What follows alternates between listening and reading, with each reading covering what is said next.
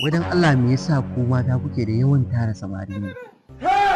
Za ki ga budurwa tana da samari fiye da 12.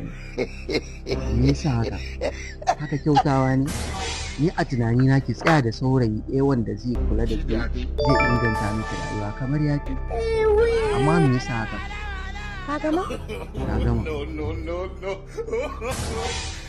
Dalilin da yasa yawanci wasu matan wasu na ce maka ba gaba ɗaya ba suke yawan tara samari haka ne hau ya danganta kuma mazan ba lallai ne duk wanda zai zo maka da zuciya ɗaya sannan wasu matan akwai mai sa data akwai mai kaki akwai mai kai unguwa akwai mai anko sannan akwai shaƙiƙi ginshiki watan mijin da za ta aura kenan.